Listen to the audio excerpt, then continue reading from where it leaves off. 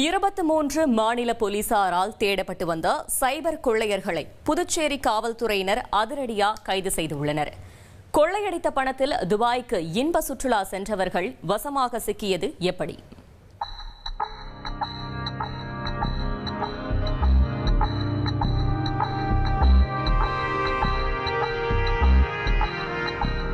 நண்பர்களோடு ஐக்கிய அரபு நாடுகளுக்கு ஜாலி ட்ரிப்.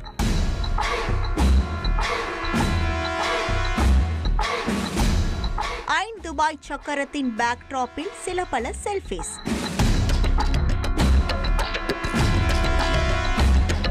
ப்ளூ வாட்டர்ஸ் தீவில் உள்ள ரூஃப் டாப் ரெஸ்டோ பாரில் விடிய விடிய மது விருந்து.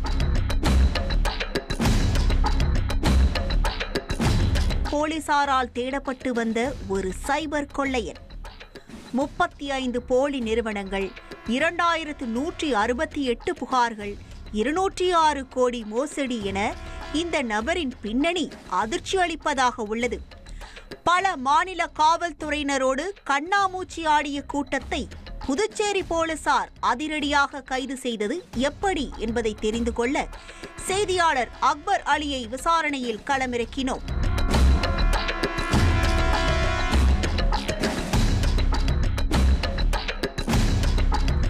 புதுச்சேரி பகுதியைச் சேர்ந்த பட்டதாரி இளைஞர் ஒருவருக்கு கடந்த வருடம் இணையதளம் மூலமாக ஒர்க் ஃப்ரம் ஹோம் வேலை கிடைத்துள்ளது.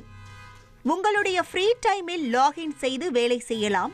அதன் பிறகு போர் அடித்தால் எப்போது வேண்டுமானாலும் லாக் அவுட் செய்து விடலாம் என அந்த நிறுவனத்தினர் அறிவித்துள்ளனர். ஆனால் 11 மாதங்கள் வேலை செய்தால் மொத்தமாக 7 லட்சம் உங்களுடைய சேலரி அக்கவுண்டில் கிரெடிட் செய்யப்படும் என நம்பிக்கை தெரிவித்துள்ளனர். அதன்படி அந்த இளைஞரும் 11 மாதங்கள் ஜாலியாக டேட்டா என்ட்ரி வேலையை செய்து வந்துள்ளார்.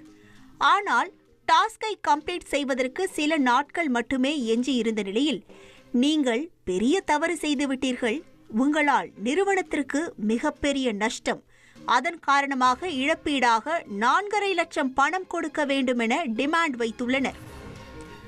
அதோடு புதுச்சேரி இளைஞரை நம்ப வைப்பதற்காக அந்த சைபர் கிரைம் கும்பல் அவர் மீது டெல்லி காவல்துறையினர் FIR பதிவு செய்யப்பட்டிருப்பதை போன்ற ஒரு காப்பியையும் அனுப்பி அதிர வைத்திருக்கிறார்கள். போலீஸ் விசாரணைக்கு பயந்து அந்த வாலிபரும் ரூபாய் 4,68,000 செலுத்தியுள்ளார். ஆனால் அதன் பிறகும் விடாமல் தொடர்ந்து கூடுதலாக பணம் கேட்டு நச்சரித்துள்ளனர். இதனால் ஒரு கட்டத்தில் பொறுமை இழந்த பாதிக்கப்பட்ட நபர் புதுச்சேரி இணையவழி குற்றப்பிரிவில் புகார் அளித்துள்ளார். Puducherry cyber crime senior SP Nithya ராதாகிருஷ்ணனின் உத்தரவின் பேரில் தனிப்படையினர் களத்தில் இறங்கி விசாரணையை தீவிரப்படுத்தியுள்ளனர். முதற்கட்டமாக மும்பையை சேர்ந்த சிவப்பா லக்ஷ்மண் பானே, உதயவான் நான போபடே ஆகிய இருவரை அதிரடியாக கைது செய்துள்ளனர். அவர்களிடம் மேற்கொள்ளப்பட்ட விசாரணையில் மேலும் பல திடுக்கிடும் உண்மைகள் வெளிவந்துள்ளது. இந்த கும்பல் இதேபோல வெவ்வேறு வேலைவாய்ப்போடு இந்தியா முழுவதும் 206 கோடி மோசடி செய்து பணம் பறித்துள்ளதை கண்டுபிடித்துள்ளனர். இவர்கள் மீது 2168 புகார்கள் இருப்பதும் 23 மாநில போலீசாரால் இவர்கள் தேடப்பட்டு வரும் குற்றவாளி என்பதையும் அறிந்து அதிர்ந்து போயிருக்கிறார்கள். அதோடு இந்த சைபர் கொள்ளை கூட்டத்தின் தலைவன் கன்குசரன் சிபரம் பணிகராகி மற்றும் அவரின் கூட்டாளி அபிஷேக் என்கிற ஜகத் நாயக் ஆகிய இருவரும் கொள்ளையடித்த பணத்தில் துபாய்க்கு ஜாலி ட்ரிப் சென்றுள்ளதும் புதுச்சேரி போலீசாருக்கு தெரிய வந்திருக்கிறது. அக்யூஸ்ட் துபாய் போயிருக்கான், அதாவது அவன் ஒரு மாசம் ஊர் சுத்த, இந்த ஃப்ராட் எல்லாம் பண்ணிட்டு ஒரு மாசம் ஊர் சுத்த போயிருக்கான்னு தெரிஞ்சது. நாங்க ஒரு லுக் அவுட் சர்க்குலர் நாங்க ஓபன் பண்ணி வச்சிருந்தோம். பியூரோ ஆஃப் இமிகிரேஷன்ட்ட கொடுத்து அவங்க எங்களுக்கு அவன் துபாயில இருந்து மும்பைல இறங்கினோடனே எங்களுக்கு கால் பண்ணி சொன்னாங்க, இந்த மாதிரி 2 பேரும் வந்துட்டாங்க துபாயில இருந்து. அதுல இருந்து நாங்க புதுச்சேரி போலீஸ் உடனே அவனை போய் அரெஸ்ட் பண்ணி டிரான்சிட் ரிமாண்ட் வாங்கிட்டு புதுச்சேரிக்கு உடனே கொண்டு வந்துட்டாங்க. பிடிப்பட்டவர்களிடம் மேற்கொள்ளப்பட்ட விசாரணையில் அவர்கள் போலியாக 35 நிறுவனங்களை தொடங்கி ஒர்க் ஃப்ரம் ஹோம் வேலை தேடி வந்த அப்பாவி இளைஞர்களை ஏமாற்றி உள்ளது தெரிய வந்திருக்கிறது. அதோடு கடந்த 5 நாட்களில் மட்டும் இவர்களுடைய வங்கிக் கணக்கிலிருந்து 1.5 கோடி பண பரிவர்த்தனை செய்துள்ளனர்.